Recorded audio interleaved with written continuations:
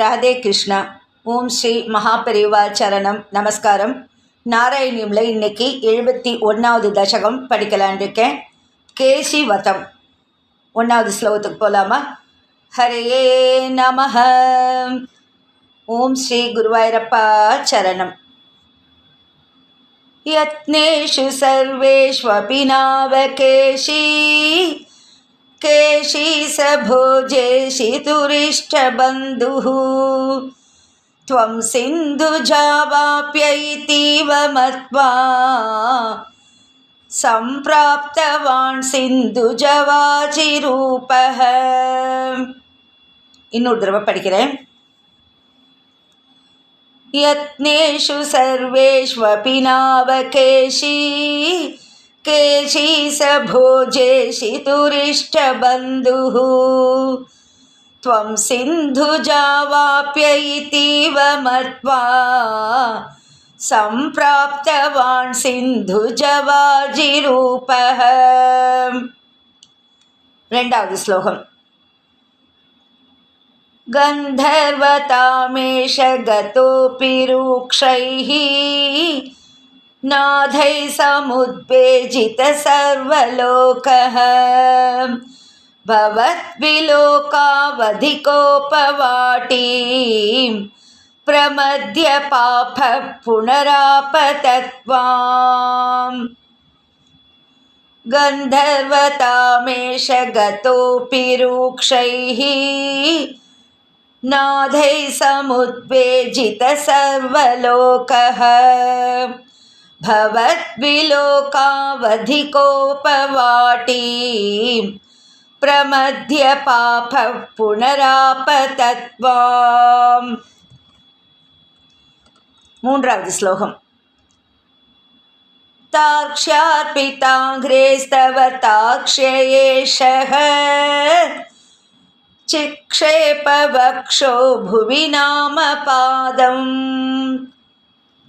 पृगोपदाघातकदां निशम्य स्वेनापि शक्यं तदितीव मोहात्.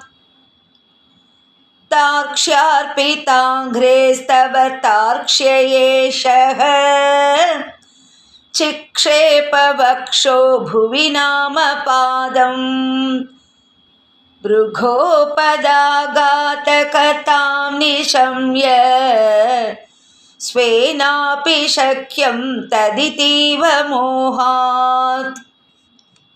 நான்காவது ஸ்லோகம். प्रपञ्चयन्नस्य कुराञ्चलं द्राक् अमुं च चिक्षेपित दूरदूरम् सम्मूर्छितोऽपि हतिमूर्छितेन क्रोधोष्मणा खादितुमातृतस्वाम्.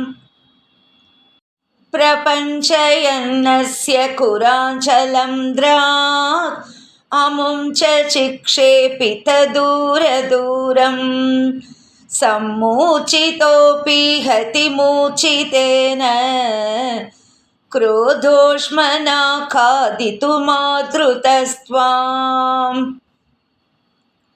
ஐந்தாவது ஸ்லோகம். त्वं वाहदण्डे कृतधीशवाहा दण्डं न्यधास्तस्य मुखे तदानीं तद्वृद्धिरुद्धश्वसनो गतासुः शुद्धिभवन्नप्यमैक्यमागात्.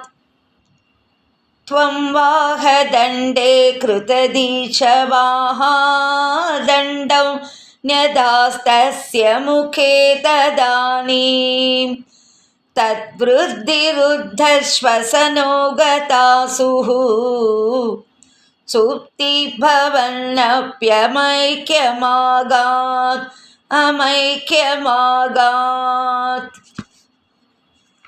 ஆறாவது ஸ்லோகம். आलम्भमात्रेण पशुसुराणां प्रासादके नूत्नैवाश्वमेधे कृते त्वया हर्षवशात् सुरेन्द्राः त्वां तुष्टुवुः केशवनामधेयम् आलम्भमात्रेण पशुसुराणां प्रासादके नूत्नैवाश्वमेधे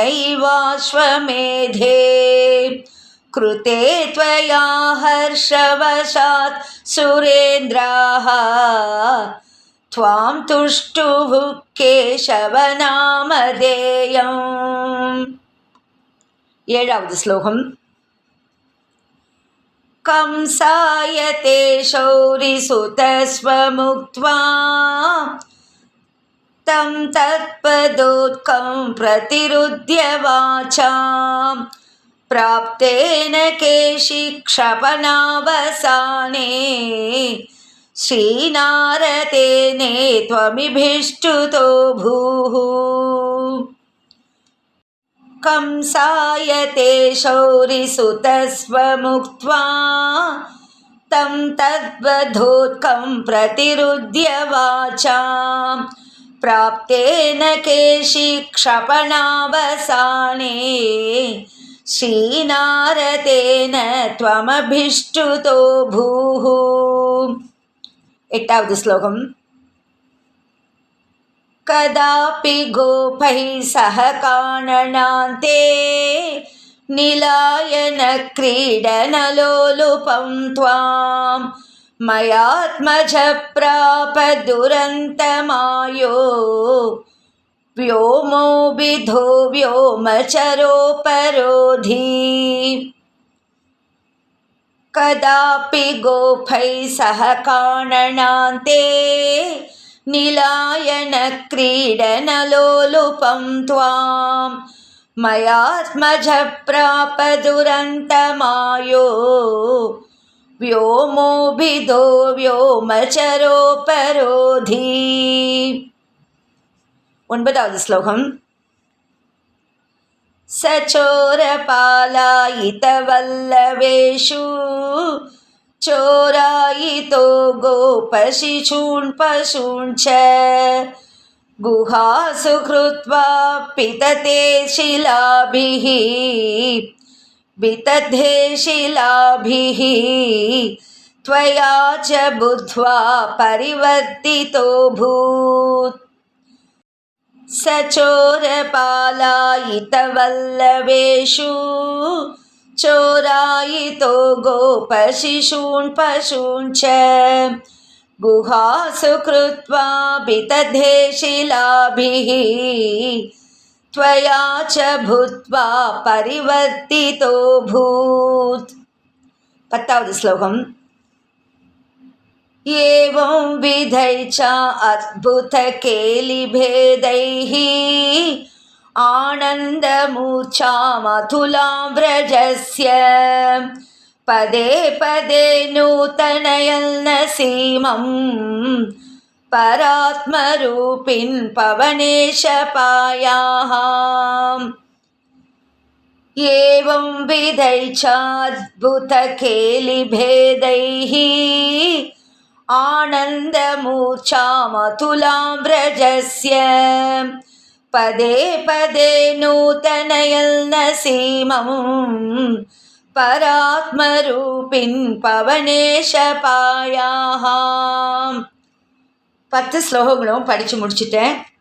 2 தடவை படிச்சிருக்கேன். இப்போ இதனுடைய பொருளை சுருக்கமாக சொல்கிறேன்.